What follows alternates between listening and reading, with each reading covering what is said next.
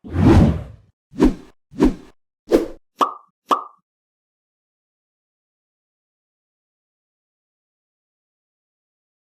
Sobat Serdadu, selamat siang. Kembali lagi di podcast Serdadu, Let's Talk the Truth. Kita sudah bersama Bapak Kepala Sekolah SMK Negeri 2 Badung. Oke, Bapak Dr. Andus Igusti Ketut Sukadana MPD. Selamat siang, Pak.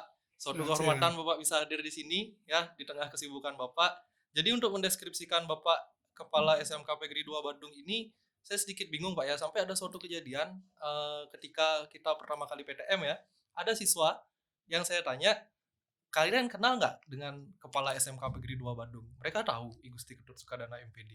Tapi ketika saya tanya, orangnya yang mana? Mereka nggak tahu gitu loh Pak. Dari sana kita bisa mengambil kesimpulan seperti ini Pak. Suatu Bapak jarang ada di ruang kepala sekolah. Kadang-kadang 15 menit setelah ini Bapak ada di bengkel, 15 menit setelah ini Bapak ada di BLK. Ketika saya telepon keesokan harinya Bapak di Jakarta, lalu keesokan harinya Bapak sudah bisa menjadi pembina upacara, Pak. Ya. Jadi demikian gambaran sedikit mengenai bagaimana energiknya Bapak Kepala Sekolah kita. Jadi Pak, kita langsung ke topik SMK Negeri 2 Bandung. Ketika baru pertama kali masuk, kita sudah melihat bengkel. Bengkel yang kita miliki itu bukan lagi bengkel praktik siswa menurut saya. Bengkel itu adalah bengkel untuk seorang profesional. Kira-kira apa target yang Bapak ingin capai dengan membangun bengkel sebesar itu, Pak? Baik, terima kasih Pak Gilang. Ini suatu kehormatan bagi saya. Saya sebenarnya orang dari desa. Kita cerita dulu ya dari latar belakang ya, Oke, latar baik, belakang saya silakan. sendiri sebelum nanti ke lebih jauh kita membahas masalah SMK Oke, Negeri siap. 2 Badung. Saya dilahirkan di satu desa yang kecil Pak Gilang. Saya kecil di Desa Dulur Berawah, Kecamatan Bendoyo, Kabupaten Jemberana. Jadi saya lahir di sana 60 tahun yang lalu, 60 tahun tepatnya yang tanggal lalu. 9 Oktober tahun 1961. Nah, pendidikan saya juga di sana, di SD-nya di Dulur Berawah, SD satunya. Tapi karena saya bersaudara banyak, 9 orang, itu orang tua kita petani, otomatis secara logika zaman itu tidak mampu membiayai anak-anaknya dalam pendidikannya. Sehingga saya tamat SD itu pindah ke Tabanan. Karena memang asli orang tua kita kan, orang tua saya kan dari Tabanan, ibu dari Kediri, bapak dari di Jero di Bengkel, di Kediri Tabanan. Hanya saya ikut dengan paman yang menjadi kepala SD di SD 1 Pejaten Tabanan. Di sanalah kebetulan paman punya anak-anak laki-laki 5 orang, laki-laki semua anaknya pendawa 5 orang masih kecil itu yang harus saya empu, saya ajak belajar di sana sambil belajar bisnis, dilatih bisnis saya di sana itu keuntungannya. Jadi SD-nya saya di Negara, SMP-nya saya di Pejaten, di SMP Cipta Karya Swasta, dan lucunya lagi setelah tamat bukan lagi masuk di sekolah lanjutan di Bali, tapi saya langsung ke Lombok, ke Mataram, melonjak ke sana untuk pendidikan di STM Negeri Mataram. Di sana tahun 76 saya ke sana, tahun 80 saya tamat, 81 bersyukur karena di Lombok mungkin strata pendidikannya mungkin anak-anak di masyarakat di Lombok itu mungkin dengan di Bali agak berbeda, jauh dia berkurang, sehingga saya yang di Bali yang dulu paling bodoh, paling belok katakanlah gitu di waktu di SMP, kok di sana juara satu terus gitu loh di Mataram. Sehingga kok juara satu terus, yang dulu aljabar ilmu ukurnya dapat 4, dapat 5, di sana kok dapat matematika 9, 9, 9. Nah, ini bedanya. Itu entah kenapa kok saya ada perubahan yang mendasar di sana sehingga secara otomatis di STM itu dari kelas 1 sampai tamat dapat beasiswa Super Semar tanpa biaya pendidikan semua. Nah, dari hasil itu sampai tamat 3 tahun di sana tahun 81 itu ada apa namanya ikatan dinas untuk masuk ke IKIP Negeri Yogyakarta. Oke, baik. Nah, saya ikutin waktu itu dengan teman-teman, akhirnya tahun 81 berangkatlah saya ke Jogja dengan bekal yang sangat minim sekali dari guru-guru yang mensupport di Mataram, termasuk orang tua juga yang di Bali mensupportnya dengan doa penuh. Itulah saya berangkat ke Jogja. Nah, di Jogja pengalaman juga lucu juga pendidikan di sana. Untuk bisa menutup makannya kita harus bekerja kuat, harus mencari penghasilan lain. Salah satunya kita pas di tingkat 3 kita mengajar di sekolah seperti di ada STM pembangunan, ada STM Piri dengan honor Rp5.000 per bulan. Kecil honornya waktu itu tapi bisa untuk makan sampai 1 bulan. Itulah hebatnya di dulu dunia pendidikan sana. Seperti itu sejarahnya. Habis di sana saya sempat bekerja di apa namanya di Mitsubishi di Surabaya Mitsubishi. selama 6 bulan. Berarti itu Tamat dunia dari industri, Jogja, Pak, ya? dunia industri. Dunia industri, Tamat betul. dari Jogja karena saya kebetulan nyari jurusan otomotif. Akhirnya saya bekerja di sana sambil menunggu ada pembukaan SK guru datang. Nah, selama 6 bulan pas bulan ke-7 datang SK, turun SK, ditemukanlah di STM Negeri Singaraja. Ya, terus nah karena saya ditempatkan di Singaraja, otomatis harus kita melaksanakan tugas ke sana di Singaraja untuk menjadi guru di sana. Tetapi waktu itu saya ingin pindah ke STM di Denpasar. Gimana caranya bisa pindah Denpasar? Kita ada strategi. Gimana caranya? Saya nikah dulu. Nikah dulu Oke, dengan nikah istri, dulu. nikah dulu. Ini seninya, kita nikah dulu. Dan kebetulan istri dapat tugas di SMP Negeri 2 Kelungkung. SMP Negeri 20. Lungkung di Bali di Jauh, Pak, sana. Ya lumayan. Nah itu dasarnya saya pakai surat nikah itu saya bawa ke Jakarta. Pak, saya pisah sama istri, dapurnya 2, bisa enggak saya pindah ke Denpasar? Oh manjur sekali itu SK nikah itu dulu. Jadi dasar itu akhirnya dari kementerian mengabulkan pindah saya ke STM Negeri Denpasar. Kenapa pindah ke Denpasar? Karena pada waktu pertama tahun 86 awal ke STM Negeri Singaraja itu kelihatan peluang bisnisnya itu kurang maju seperti di Denpasar. Bisnis dalam artian untuk bisa berwirausaha atau usaha lain lah itu kurang serame Denpasar. Iya. Hanya pindah ke sini ke Denpasar tahun 86 pindah sini, istri juga sekaligus saya pindahkan ke SMP Negeri 2 Mengui. Ya, berkumpullah kita jadi satu rumah, kos dulu selama 6 tahun. Oh, sempat Ini kos, Pak, ya? Kos 6 tahun. Oh, saya Kos 6 kira tahun. Jadi ngajarnya dari kapal, kos di kapal selama 6 tahun itu kita naik sepeda ke Ubung, bayangkan itu. oh, dari Bengui ke Ubung. Dari kapal ke Ubung Dari kan kapal ke Ubung naik naik sepeda. sepeda, Pak? Iya, Waduh. tiap hari itu ngajarnya ke sana, itu semangatnya dulu. Waktu paginya nyaman kita pagi kena dingin. Wah, naik sepeda gayung dari pagi jam 6 tuh sampai di sana Ubung. Keringatnya sudah banyak. Pulangnya jam 2 itu panasnya setengah mati Pak Gilang. Naik sepeda juga, Pak? Naik sepeda juga. Tapi begitu sampai di sampai di Umu Anyar kena kecapean, akhirnya motor kita naikkan ke mobil yang biru itu angkutan numpang di sana. Udah tidak kuat lagi mengayuhnya seperti itu. Kalau kuat pasti langsung dikayuh.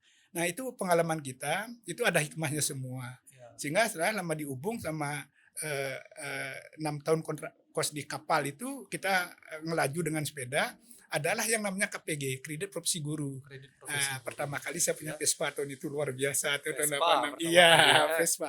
Karena saya memang pencinta Vespa dulu. Vespa yang kita beli pertama untuk bisa kita dipakai untuk mengajar transportasi mana. Nah, dengan Vespa itulah saya bisa ngajar di STM Saraswati Tabanan, bisa di STM PGRI Denpasar. Hanya ada 3 tempat kita mengonor. Cukuplah untuk bisa biaya adik-adik. Oh, ketika itu masih honorer, Pak, ya? Sudah PNS. Sudah PNS, tapi sore, boleh honorer di mana-mana. sorenya mau Oke, mana-mana. Karena kebetulan Saraswati kan gurunya ada. Ya. Di PGRI juga kita yang membangun. Ada Oke. rekayasa juga, tapi tidak ikut dia ngajar di sana. Cuma di PGRI dengan di Saraswati di Tabanan. 2 itu cukup. Di Tabanan dapat 120.000, di PGRI dapat 100.000 kan 200.000 zaman itu bisa lah ngajak adik 2 orang yang saya sekolahkan sekarang sudah jadi orang semua. Oke. Seperti itu kisah perjalanan saya Pak Gilang ini pengalaman mungkin dan teman yang lain yang punya kisah yang seperti saya jangan menyesali kisah berat dulu waktu zaman itu sama dengan pada waktu kita dibina, dididik, Ditempa, artinya Pak, ya? ditempa menjadi orang sehingga sekarang kalau sudah dewasa mengalami hal yang sama sudah tidak kagok lagi, sudah terbiasa mengalami hal yang seperti itu. Makanya tidak heran ada ancaman apapun bentuknya, kita sudah pernah mengalaminya, ada strategi untuk bisa memecahkannya. Seperti itu. Jadi banyak cerita ya, Pak, ya? Iya, seperti itulah Jadinya pengalaman saya. apa yang Bapak dapatkan Hmm. sekarang tidak instan sebenarnya, ya. Tidak, Kita yang tidak, jadi tidak, generasi betul. muda kadang-kadang mesti malu loh, mesti insecure dengan bapak-bapak sekarang, ya. Jadi dengan pengalaman yang susah dahulu bisa membuat sesuatu yang besar seperti sekarang yang bisa kita lihat di SMK Pegri 2 Badung ini, Pak, ya. Betul Jadi, betul ya. Ketika orang-orang masuk ke SMK Pegri 2 Badung nih, Pak, mereka melihat sesuatu yang megah sekali. Di sana ada bengkel, Pak. Ya. Bengkel yang kita masuki di sana itu kan sudah alat-alatnya sudah mewah, semuanya sudah canggih, sekarang dibangun lagi sedemikian rupa sebagai sebuah bengkel profesional. Sebenarnya Bapak ini ingin hanya mendidik siswa atau ingin menjadikan mereka profesional sekalian, itu yang ingin saya tanyakan ini sebenarnya, Pak. Pertanyaan Gilang ini yang sangat bagus sekaligus menjebak pertanyaannya. Kenapa saya katakan begitu? Bengkel ini berdiri seperti ini sekarang ini tidak seketika. Ada sejarahnya. Dulu saya diangkat di STM Negeri Denpasar tahun 85 akhir 86 PNS-nya. Tahun 2000 kita pindah ke sini, ditawarin. dipanggil oleh kepala sekolah, dipanggil oleh kepala dinas kebudayaan kepala dinas pendidikan kebudayaan provinsi Bali, almarhum Pak Praksebo dulu. Dibilang, Pak Suno pindah ke Mengumi, ngapain kelola di sana. Datanglah saya ke sini sendirian pada waktu itu. Lihat sekolahnya kan kosong. Karena SMA-nya dulu SMA PGRI 2 dulu kan sudah tidak dapat siswa lagi. Oh, dulu SMA Pak ya? SMA PGRI 2. Nah, dibangun oleh senior-senior kita sesama pengurus PGRI yang ada di Kemban Mengui. Tahun 96 itu sudah dapat siswa. Tidak dapat Tinggal siswa. waktu saya datang sini dapat siswa hanya 15 orang. Nah, itulah yang disuruh mengelola anak 15. Nah, ini pun juga merupakan satu ujian bagi kita. Komitmen saya pada itu dengan Pak Kanwil, bagaimana kok dengan murid 15 bisa jalan enggak? 5 orang pun kita jalan. Karena jiwa kita jiwa pendidikan ini mendidik anak-anak kita sehingga mereka menjadi orang yang nanti bisa berguna bagi keluarganya lah, bagi dirinya sendiri bisa mandiri. Itu yang kita lakukan. Sehingga demikian saya mengajukan syarat dengan Pak Kanwilnya itu. Boleh enggak saya ngajak orang dari negeri yang bisa ajak saya? Kalau saya sendirian enggak mungkin bisa bekerja kan? Enggak mungkin sehebat apapun yang namanya Sugudano enggak mungkin bisa kerja sendirian. Saya pilih, ya silakan pilih. Nah, saya pilih Pak Mudano. Oh, Pak Man Mudano. Iya, Oke. karena itu dulu kan dari ngajar di sana saya sudah tahu jiwanya, karakternya udah tahu. Saya tawarin dia, boleh enggak Man, mau kerja di sana? Terserah saya katanya. Terserah saya. Udah saya pindah SK-nya ambil ajukan ke Kanwil dibuatkanlah SK baru pindah kita berdua ke sini. Memang Ya. awal karirnya sudah berdua dengan Pak Mudano Memang ya? berdua, karena kita sering tahu kalau biasa kita kalau di kantor kan kita tahu karakter teman masing-masing. Siapa yang kita ajak cocok, siapa yang orang kerja, mana yang tidak kerja kan tahu. Kalau kita ngajak orang yang tidak kerja, yang banyak omong kan rugi. Kalau teknik kan harus kerjanya yang banyak, omongnya Ya, sedikit kan kerjanya gitu yang ya. Ya itu yang kita lakukan sehingga kita tahun 2000 dengan Pak Mudano disekan resmi oleh Kanwil dan saya dilantik resmi jadi PNS yang dinegerikan. PNS yang dilantik jadi sekolah negeri yang bisa mendatangin STTB dengan menggunakan NIP-nya itu. Artinya tunjangan kepala sekolahnya sama dengan negeri dimanapun. Sama dengan negeri. Sama, karena walaupun Kanwil ditugaskan di swasta. iya, karena itu SK Menteri. SK Menteri resmi saya dilantik secara definitif dan diambil sumpah jabatan dulu. Resmi diapakan di sini. Nah, dengan itulah artinya kita melihat kondisi seperti ini sempat memang mengeluarkan menitikan air mata karena sekolahnya kan hancur, kasih hancur. Naku-nakunya udah ada hilang, gedeng-gedeng berdasarkan bedek-bedeknya bocor semua. Mohon maaf Sedih. Pak, gedungnya sudah di sini?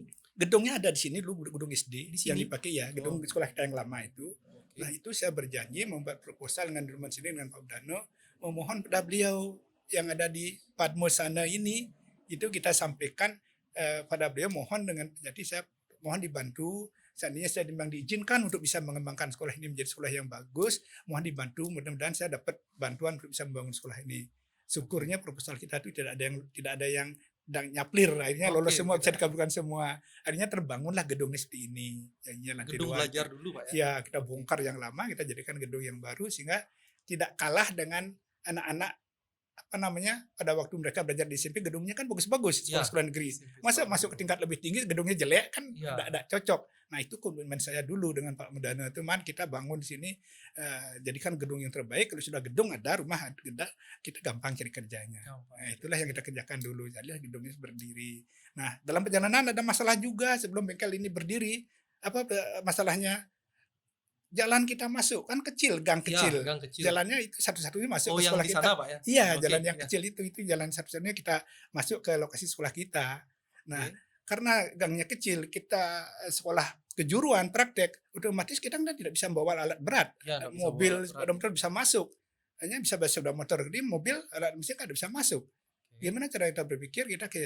Kita miliki Yayasan PGRI punya tanah 12 saro bekas tanah lahan SMP PGRI 7 yang ada di Banjar Pupuan yang BLK itu. Oh, di BLK. Ya, itu diserahkan oleh yayasan secara resmi pada kami, pada saya dengan tim semua. Karena udah itu Pak sudah jadi pengurus yayasan PGRI, diserahkan. Nah, sekarang ada lahan kosong. Dana tidak punya, bagaimana caranya? Nah, ini yang kita berpikir berat. Akhirnya apa? Anak-anak kita ajak ikut lomba gerak jalan Puputan Badung. Ya. Awalnya sejarahnya di sana. Yang berapa kilo? 45 kilo. 45 kilo. Iya, anak yang jumlahnya 15 orang. Semuanya ikut. Iya, pinjam lagi di SMA-nya. SMA kan masih ada tingkat pinjam lagi 7 orang, berikutnya 21. Kan pasukannya 20 satu komandannya. Oke. Ya, 21 ini lucunya SMA-nya kita ambil 7, anak-anak kita 15. Itu dipakai gerak jalan pertama. Dan saat itulah saya ketemu dengan Bupati Badung. Ketika itu siapa, Pak? Pak Alit Putro. Pak Alit Putro. Alit Putro sekarang kan wakil DPR Provinsi Bali. Oke. Ketemu sama beliau, saya dikenalkan dengan Pak Sutamo bagian aset. Karena bagian aset pertama kali kita dapat L300 coklat itu dikasihkan. L300. Ya kasihan ini tidak ada praktiknya dibantu. Hanya saya ngomong dengan Pak Bupati saya punya lahan 12 aro kosong, anak-anak praktik tidak bisa karena saya tidak punya uang 2 bengkel. Luar biasa sambutan beliau. Kudu Pak Plupis. Begitu luar biasa Pak Alit Putronya. Langsung ditantang Ya, ya. ditantang begitu. Buat proposal dapat peluang. Saya peluang waktu saya hitung pertama itu hanya 80 juta. Nah, ini ada 165 juta. Coba bayangkan, Langsung Pak Mudanos tuh kresek itu uang itu ketika kena cash itu dikasih. cash, Pak, ya. Iya, untuk membangun Bilka di sana. Nah, terus untuk mewujudkan Bilka sampai puput sampai selesai semuanya seperti apa? Kita beli besi-besi itu, anak-anak kita yang pada waktu itu sudah ada kelas 2, sudah 140 orang, itu kerja rudi sebulan. Ngangkutin batu, pasir, besi, bawa ke dalam untuk membangun. Itu jasa anak kita tuh luar biasa. Sebulan saya perikan belajarannya demi untuk bisa mewujudkan itu. Dan peletakan batu pertama oleh Pak Bupati Badung, Pak Alit Putro, peletakan batunya, persemiannya dengan Pak Cok Ratmadi. Luar biasa itu waktu itu. Jadi 2 bupati datang untuk meresmikan itu. Peletakannya bupati yang lama, persemiannya bupati yang setelahnya. Pak Ratmadi dengan Ketua DPRD-nya Pak Suryat Majodo itu sangat membantu juga. Dia juga membantu untuk melanjutkan penggunaan lantai 2-nya lagi kalau tidak salah 75 jutaan rasanya beliau membantu seperti itu. Ya, akhirnya pada waktu itu ada pertemuan dengan Pak Direktur di Jakarta ke Denpasar, di Lumintang ada pertemuan. Saya paksa Pak Direktur dengan Pak Mdano untuk mampir sekolah kita. Bilka itu baru dibangun gedungnya tidak ada isinya. Saya bilang, Pak, saya sudah bangun gedungnya tapi tidak ada isinya. Pak, bisa dibantu Pak? Masih kosong. Rupanya dia tuh kasihan juga. Ini waktu itu juga dikasih 40 juta lagi dari kementerian, dari direktur, untuk pengadaan alat-alat komputer kita di sana. Akhirnya lengkap namanya komputer sosial di sana. Luar biasa pada perjuangan seperti itu, Pak Gilang. Artinya teman-teman, Bapak Ibu atau masyarakat yang ingin tahu sejarah yang sebenarnya itulah perjuangan kita bersama guru-guru untuk menjadikan sekolah itu yang menjadi sekolah seperti sekarang ini. Nah, terkait sekarang dengan bengkel ini, yang ada kita yang di depan ini kan perjalanannya panjang. Dulu belum ada bengkel ini, tanah pun belum ada. Yang ada di sini dengan Bilka. Bengkel kita gabung, yang TBSM dengan TKR ada di Bilka semua jadi satu. Sehingga pada waktu praktek bersamaan TKR dengan TBSM tidak bisa parkir muridnya, harus di jalan-jalan penuh, itu mengganggu masyarakat. Berputarlah kita berpikir lagi bagaimana cara biar tidak mengganggu fasilitas umum masyarakat sehingga bisa jalan semua. Kita juga nyaman anak-anak praktek. Nah, kebetulan Pak Bupati dulu belum jadi bupati, beliau jadi kontraktor di Green Quarry itu di apa namanya KBU yang di sini yang sebelah ini. Sekarang jadi bupati di Singaraja, Pak Agusnya. Oh, Pak Agus. Iya, Agus Suratnyano. Sehingga tempat ini kan sudah tidak dilanjutkan lagi kontraknya. Nah, inilah yang kita perpanjang, kita yang ngambil kontraknya. Ya, kita ambil 25 tahun. Akhirnya kita bangun gedung serbaguna. Kenapa gedung serbaguna kita bangun lebih awal? Karena kita tahu kegiatan kita kan banyak sekali. Lapangan mengui banyak sekolah yang menggunakan. Jangan sampai ada alasan teman-teman pada waktu olahraga atau kegiatan lain tidak ada tempat untuk kegiatan ini sehingga tidak melaksanakan kegiatan itu. Hanya buatkanlah gedung serbaguna. Entah main tenis meja, apakah bulu tangkisnya, apakah polinya, apakah sepak bola futsalnya. Kan tidak ada alasan teman-teman tidak bisa melaksanakan karena lapangan sana dipakai. Kita punya sendiri.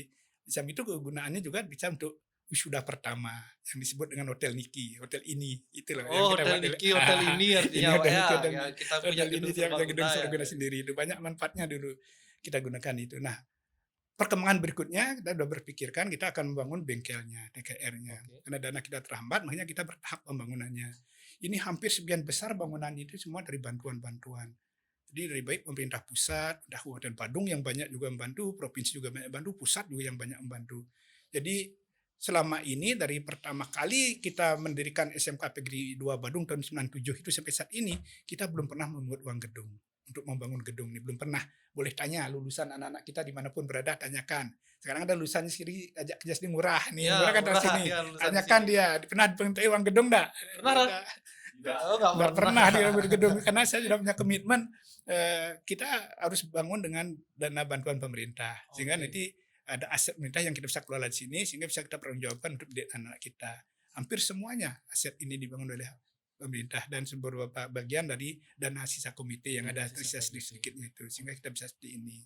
Nah, terkait dengan bengkel kita yang megah ini, kebetulan tahun 2001 kemarin kita kan ada pengumuman sekolah PK, pusat keunggulan. Sebelum pusat Pusat keunggulan itu ada sekolah CEO, CO, ya ada sekolah eh, revitalisasi. Revitalisasi itu uangnya besar-besar semua. Nah, itu yang membuat saya kok bisa dapat ya, salahnya di mana seperti itu. Kok mereka kok bisa dapat, saya kok enggak, gimana? Itu kan jiwa saya itu kan memang seperti itu dari Ya, dulu. oke. Kenapa dia bisa, kenapa saya enggak bisa? Nah, itu saya memang dari dulu. Apakah itu dikatakan iri? Bisa juga. Apakah itu dikatakan bahwa itu akan mempunyai saya untuk bisa? Bisa juga. Yang mana bisa? Yang penting kan ini Motivasi, Pak, ya? motivasi yang positif. Ya, itu yang kita lakukan. Akhirnya kita gerakkan teman-temannya. Ayo kita buat proposalnya, kita ngomong. Saya akan ngomong. Buat proposalnya pertama kita ngomongkan gagal. Bukannya kita patah semangat. Gagal itulah yang membuat saya lebih penasaran lagi. Sehingga ada gelombang kedua ikut lagi. Gelombang kedua ikut lagi. Kita itu ikut mempromosikan. Akhirnya kita daftar di Takola, akhirnya dipanggil untuk wawancara. Nah, sanalah kita debat wawancara dengan pengujinya atau yang menanyakan dari kementerian dan dari bengkel. Ada dari industri yang mengujinya. Layak enggak SMKP 2 Badung dijadikan SMKPK? Nah, kita sampaikan data-data yang sebenarnya, kita tidak melebihi, tidak mengurangi. Fakta yang sebenarnya kita miliki, yang sudah kita alami itu kita beberkan semua di sana. Katakan pada mereka bahwa ini loh PGRI 2 Badung ini. Apakah punya TIK? Punya. Punya sensor? Punya. Apa punya TIK ke tempat uji? Punya semua. Nah, sekolah lain tidak punya kok bisa dapat ujian PK. Kita yang punya lengkap pun enggak. Aneh kan? Nah, itu dasarnya sehingga mereka lebih percaya pada kita, pada sekolah yang tidak memiliki TUK maupun asesor. Hanya kita yang Bandung yang pertama kali ditetapkan sebagai SMK PK. Oke, SMK Pusat Iya, Keunggulan, Pak, ya? dananya besar itu. Enggak Oke, main-main dananya itu besar. dananya 3,6 M.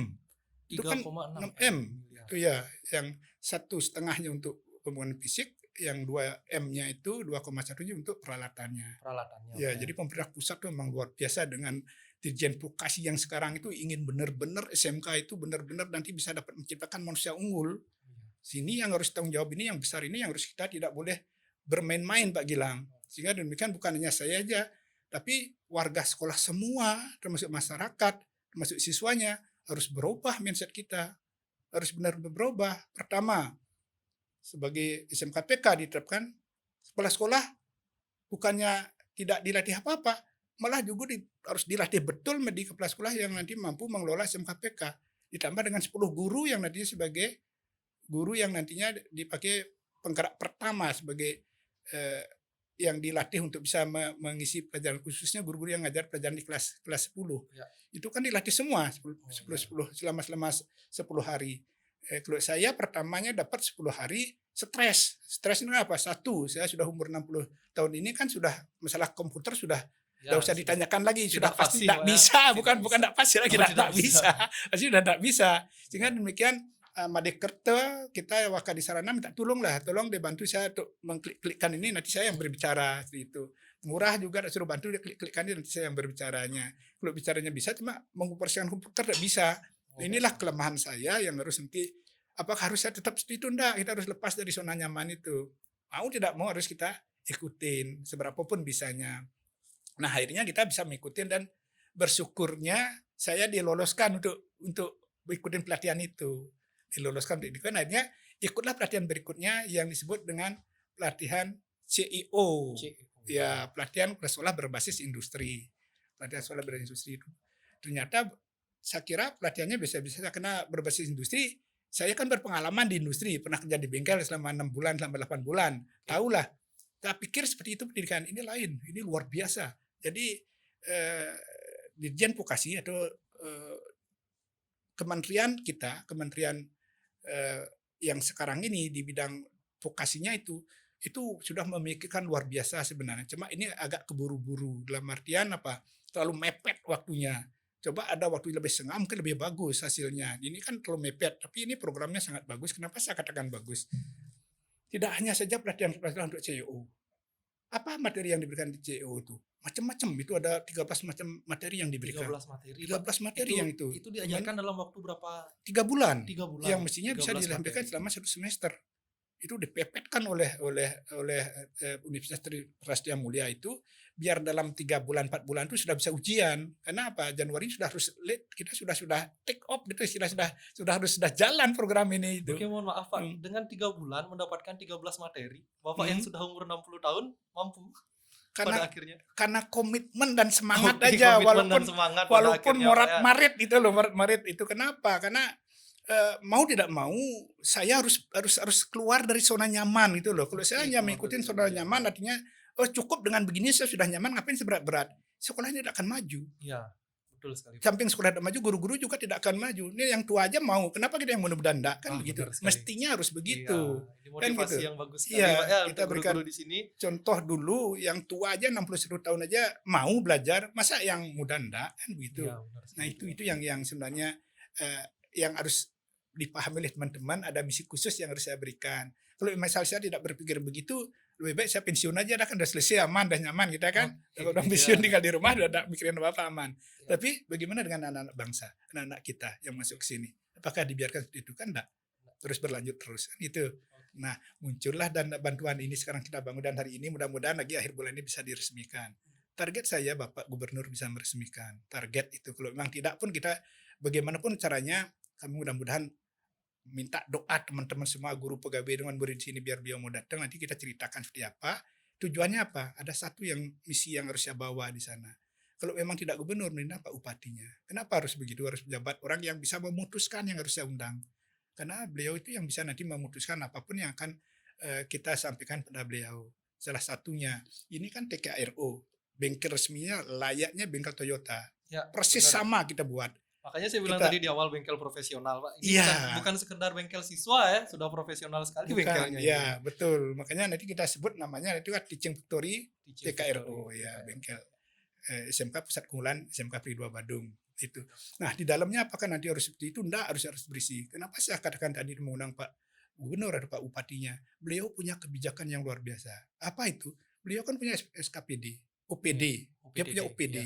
artinya dinas-dinas. Dinas-dinas itu kan ada kendaraan dinas banyak sekali. Ya, benar. Kenapa harus di Agung Otomol atau di bengkel dirawat di bengkel sana? Kalau kita memiliki dan milik pemerintah, kenapa ada di sini? Kalau benar bawa ke sekali. sini, pertama kita bisa akan memberikan tekanan biaya. Kalau di luar misalnya kali servis kena 2 juta, mungkin di sini masih 1 juta, mungkin kan lagi 1 juta dana negara bisa Benar. ditekan Ya, itu kan. kan. Mau enggak beliau memanfaatkan dan mendukung? Kalau beliau betul-betul mensupport dan ada di pihak sekolah vokasi, Oke. sekolah kejuruan, pasti mau. Ya, Kenapa seharusnya, Pak ya. Gubernur Jawa Timur, Gubernur Jawa Tengah Pak Ginanjar 100% mendukung sehingga OPD servis mobilnya ada di sekolah-sekolah yang pusat keunggulan yang memiliki bengkel resmi, bengkel yang layak untuk bisa menservis mobil-mobil yang bagus-bagus itu. Oke, mudah-mudahan ini sampai ke pemerintah ya, supaya juga mendukung program kita di sekolah, Pak, ya, Harusnya. untuk siswa. Harusnya seperti itu, tidak bisa tidak. Dan kita akan berikan jaminan garansi. Logikanya, gurunya bisa mencetak murid sehingga mereka mampu menjadi orang yang betul-betul kompeten, bisa menservis mobil-mobil yang baru. Masa diragukan kemampuan Ya, gurunya? benar. Kan itu ya logika di sana. Sumber dayanya dari sini, Pak ya. Iya, Awal sumber daya sumber di dayanya saat dari sini, sini. kalau nanti kedepannya memang sudah memenuhi persediaan rame, kita tidak tutup kemungkinan anak kita yang sudah terlatih di luar yang sudah resign itu bisa kita tarik. Ya, Kita bisa tarik untuk bisa memberikan pelayanan yang terbaik lah kepada Pemda. Kenapa kita berikan pada Pemda dengan biaya itu? Karena berapa bantuan juga bersumber dari Pemda, biar ada timbal baliknya seperti itu. Nah, kuncinya di sana. Kalau Pemda itu kan mendukung, mensupport sekolah kejuruan vokasi, mereka pasti akan servisnya ke sini, tidak mungkin ke sana. Minimal 50%-nya atau 25%-nya dulu bawa ke sini. Sehingga anak kita satu bisa latihan untuk praktek langsung tanpa harus magang di industri, tapi cukup di sekolah. Kedua, ada dana masuk di sekolah untuk perbaikan alat-alat kita yang kita gunakan. Alat-alat yang kita gunakan itu kan ada penyusutan alat, ada biaya listrik segala macam, kan harus bisa ditanggung. Kalau ini sudah bisa seperti itu, SPP anak-anak itu kan bisa diturunin pelan-pelan. Kita turunin sesuai dengan kemampuan sekolah. Kedua, dengan penghasilan itu lebih, guru kan dapat tambahan lagi honornya dari hasil itu. Silakan mau apakah diatur nanti 60% untuk gurunya, 40% untuk sekolah, silakan. Dari hasil tiap bulan dibagi, 60% dibagi, entah kalau emang pasuhnya rame dan kemasukannya banyak mereka dapat. Nah, kalau ingin mereka banyak dapat, bekerjalah sebanyak mungkin. Gimana caranya? Kita punya di digital marketing, strategi digital marketing. Saya juga dapat ilmunya itu. Sekarang diturunkan sama Wakumas dengan Pak Ambaro. Beliaulah yang serahin untuk mengelola ini sehingga ini alat ini ada ini kan Oke, alat gitu. ini ada ya. Nah, ya ada Pada akhirnya gini ya. terrealisasi Pak ya. Ya, kenapa ini terrealisasi? Karena orang yang mengelolanya kompeten, orang yang mengelolanya bertanggung jawab, orang mengelolanya saya percayain. Makanya apapun yang diminta saya penuhin semua. Nah, itu yang terjadi. Nah, itulah jiwa saya. Tapi kalau misalnya tidak kompeten dan tidak dilaksanakan, kan sia-sia alat kita beli tidak digunakan, rusak dia. Nah, ini yang saya tidak suka. Tapi kalau ini digunakan, rusak, tapi bisa membuat anak-anak pinter marketing dia seluruh sekolah ini kan tidak masalah, kecil artinya. Kita bisa beli yang baru lagi, yang lebih canggih lagi. Oke, jadi apapun untuk kebutuhan siswa, baik itu praktek dan pembelajaran, itu pasti akan kita support. Ya, disupport Kita support penuh. Kalau saya support yang terjadi, dimanapun caranya harus kita penuhi, itu artinya Pak ya. Betul. Oke, baik Pak. Kalau misalkan nanti itu sudah diresmikan dan semuanya sudah terrealisasi, siapa yang akan bisa menggunakan fasilitas yang ada di sini? Bengkel, ruang ini dan lain sebagainya. Apakah hanya siswa? Apakah hanya guru di sini? Nanti kalau misalkan DUDI mau meningkatkan kompetensinya, apakah bisa menggunakan fasilitas di sini mungkin gitu? Sangat bisa, siapapun bisa. Jadi ini sarana yang kita miliki kan bantuan pemerintah semua, bukan dari kita. Kita hanya dititipi untuk mengelola, untuk memberikan kompetensi atau melatih anak itu nanti bisanya seperti apa. Nah, kita tidak boleh menutup mungkin dari masyarakat industri atau dari ini tidak boleh masuk sini, tidak boleh. Kita tidak boleh sepanjang nanti ada aturan-aturannya. Kita kan buat aturannya. Misalnya apakah ada biaya pelatihan, ataukah ada biaya perawatan atau biaya sewa segala macam, kan ada aturan-aturannya. Ya, kita buat aturan seperti itu. Tapi kalau memang dipakai untuk sosial, kalau memang dipakai untuk kebutuhan sosial, memang betul-betul dia tuh tidak ada dana gitu, kenapa tidak? Silakan pakai. Ya, sarana yang kita miliki pun kita akan berlakukan sama seperti itu. Siapapun boleh menggunakan, yang penting dipakai untuk kepentingan pendidikan dan peningkatan kompetensi masyarakat. Oke, jadi semuanya harus meningkat kompetensinya. Tidak hanya siswa, masyarakat juga bisa ya Pak. Iya, persis. Oke, jadi untuk membuat semua itu terrealisasi, membuat sumber daya yang baik, tentunya kita harus mulai dari pangkalnya dulu Pak, yaitu guru. Ya. Nah, untuk di SMK Negeri 2 Bandung sendiri, untuk peningkatan kompetensi guru, kira-kira apa saja yang akan difasilitasi oleh sekolah? Sebenarnya bukan guru yang pertama, kepala sekolah dulu. Iya, kepala sekolah dulu. Saya dulu harus meningkat dulu. Kalau kepala sekolahnya tidak meningkat, bodoh. Dia tidak punya ide-ide cemerlang untuk bisa meningkat, tidak bisa dia. Kepala sekolah minimal sehari itu baca 2 buku lah. 2 buku lah minimal kita dibaca, walaupun tidak tuntas. Jadi saya misalnya baca setengah buku cukup.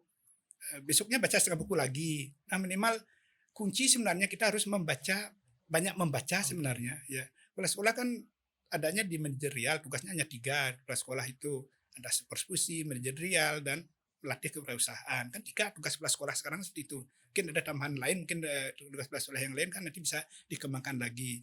Nah, kalau kepala sekolahnya paham betul menguasai seperti itu, artinya dia akan bisa menggerakkan guru-guru ataupun pegawainya untuk bisa mengikuti jejaknya, ide-ide yang ada. Dan tidak hanya ngomong aja, nyuruh aja, tapi harus ikut melakukan juga, mengerjakan juga. Harus demikian. Kita tidak boleh. Nah, guru pun juga harus demikian, tidak boleh menyuruh. Misalnya seperti pembuatan dupa, harus dari proses awal kita buat dulu campuran seperti apa. Latih dulu gurunya di tempat di mana orang yang paham seperti itu, sehingga dia tahu nanti ditularkan di sini. Tidak hanya dia hanya membeli dan menjual aja, tapi dia bisa memproses dari awal. Nah, itulah.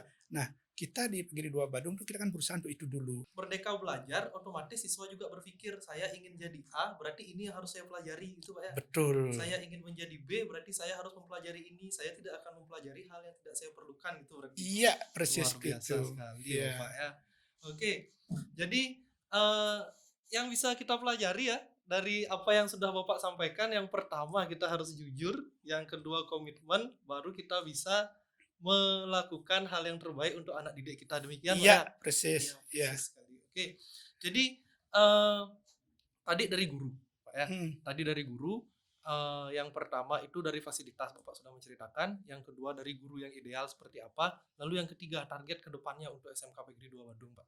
Kira-kira dengan setelah bengkel ini selesai, bengkel yang megah ini selesai, yang bisa diakses oleh siswa, oleh DUDI, oleh guru yang ingin meningkatkan kompetensinya, setelah ini apalagi kejutan di SMK Negeri 2 Bandung? Ya, sebenarnya bukan kejutan, sebenarnya tidak ada kejutan, sebenarnya ini sudah terencana dari dulu sebenarnya. Tapi kan kita sampai sekarang kita terkaget-kaget, kita masuk biasanya kita masuk ke dealer baru kita menemukan bengkel seperti ini. Taunya kita masuk ke SMK, wah bengkelnya seperti ini juga. Dalam mindset kita kan, bengkel SMK paling bengkel sekedar, bengkel untuk mereka belajar. Tapi ketika kita masuk ke SMK Negeri 2 Bandung, wah bengkelnya sudah profesional sekali, Pak. Setelah ini akan ada apa lagi, Pak?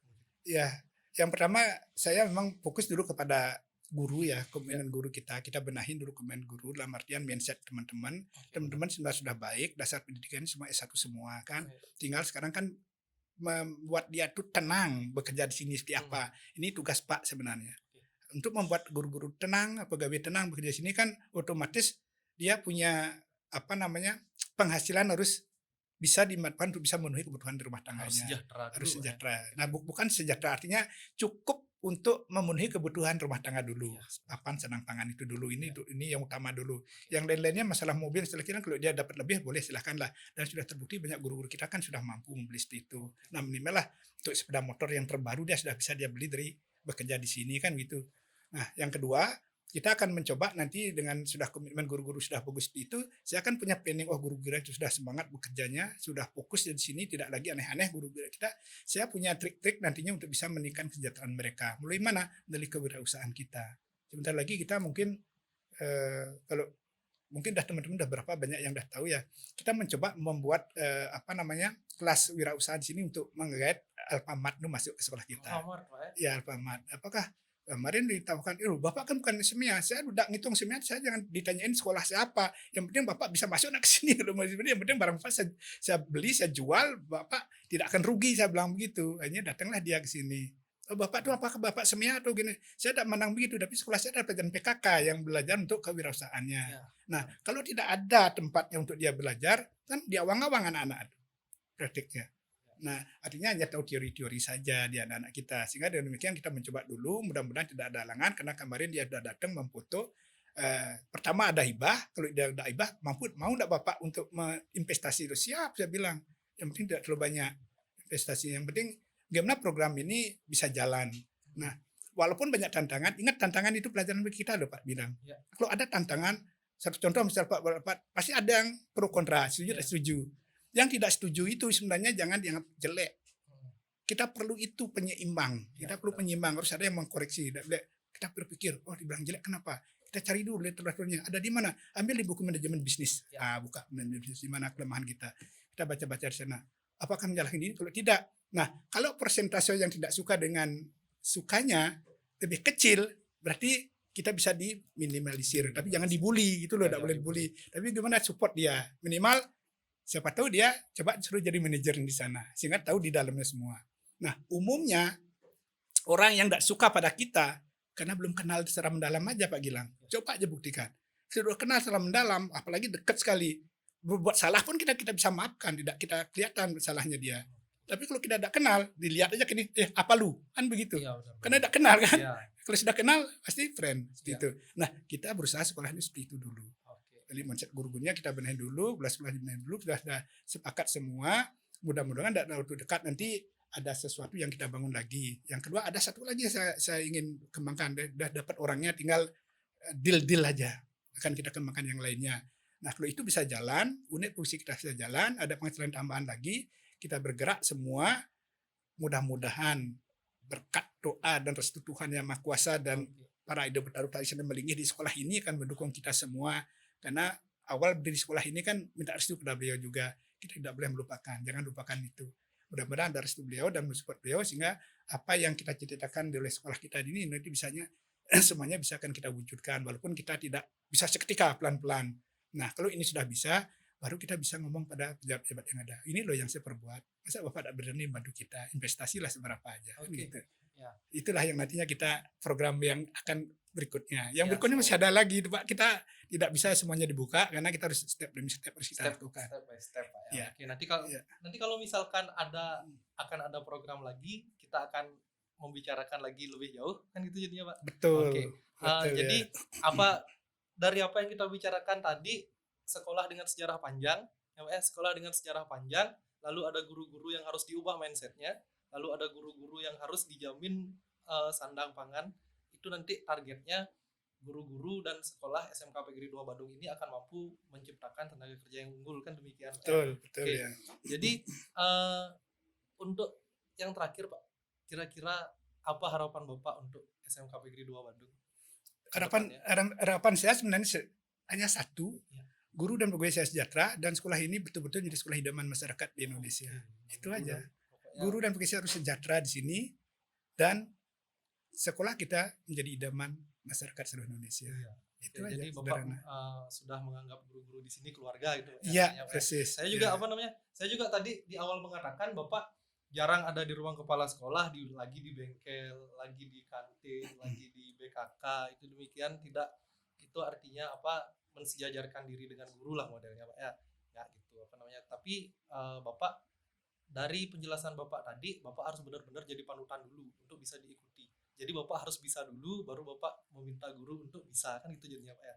Logikanya atau yang benarnya seperti itu. Iya, Tapi yang benar. yang namanya Pak manusia tidak sempurna, kan tidak semuanya bisa Pak bisa. Harus Pak berikan contoh. Logikanya, satu contoh misalnya begini. eh, ada seorang dokter, dulu sudah saya ceritakan di atas itu, seorang dokter yang hebat dia, ada di luar daerah, hebat dia bisa mengobatin orang yang tekanan darah tinggi, bisa sembuh seketika banyak. Nah ini ibu dengan anak yang suka makan garam itu loh yang ceritakan kemarin itu.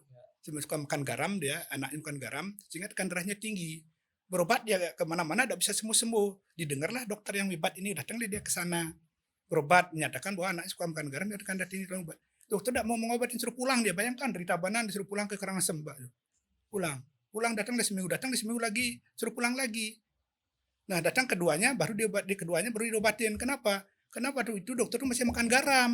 Nah kalau saya masih makan garam, melarang orang makan garam kan sudah tidak benar. Oke, Paham kan maksudnya? Ya, paham. Kepala sekolah itu mestinya begitu. Tapi yang namanya tidak sempurna, kan tidak sepenuhnya saya bisa lakukan seperti itu. Nah minimal kalau saya gosok WC, misalnya WC, walaupun tidak dilihat orang, kalau suatu saat gurunya atau pegawainya masuk ke WC kok bersih gitu, nah itulah hasil karya saya. Saya gosok-gosok lah bersih gini, walaupun sudah sore-sore sudah orang tidak ada, termasuk WC murid yang ada di sini, saya lihat kuning-kuning kotor-kotor yang tidak layak. Kenapa begitu?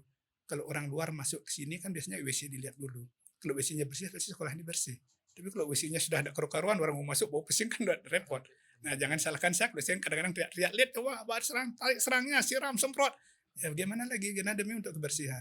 Itu sebenarnya. Oke, jadi untuk melatih anak kita tidak merokok, kita harus tidak merokok dulu kan? Iya, Itu artinya, Pak, ya? betul, Oke, kuncinya di sana. mudahnya seperti itu. Oke, Ya, banyak sekali pelajaran yang bisa kita petik hari ini ya teman-teman.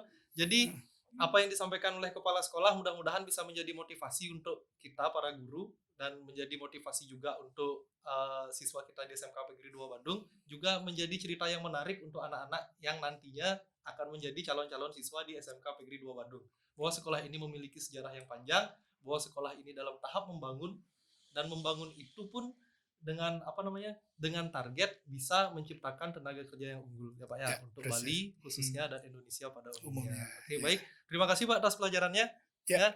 Podcast akan kita tutup. Ya, terima kasih Pak Gilang. Ya, Ini sama-sama. undangan yang luar biasa. Mudah-mudahan ini tidak yang terakhir. Kita akan bisa berbincang-bincang lagi masalah yang lain karena masih banyak Ya, ada jelas, Pak. program-program yang harus Kalau kita misalkan sampaikan ini. nanti sekarang list pertanyaan saya tanyakan semua, ini bisa sampai malam loh Pak, Bisa karena malam, menarik ya. sekali ya. Ada dongengnya juga, ada motivasinya ya Pak ya. Oke, demikian Pak, semoga sehat selalu. Podcast saya tutup. Terima kasih terima atas kasih. perhatiannya. Ya, Sampai jumpa lagi pada podcast SMK Negeri 2 Bandung. Selamat sore. selamat sore.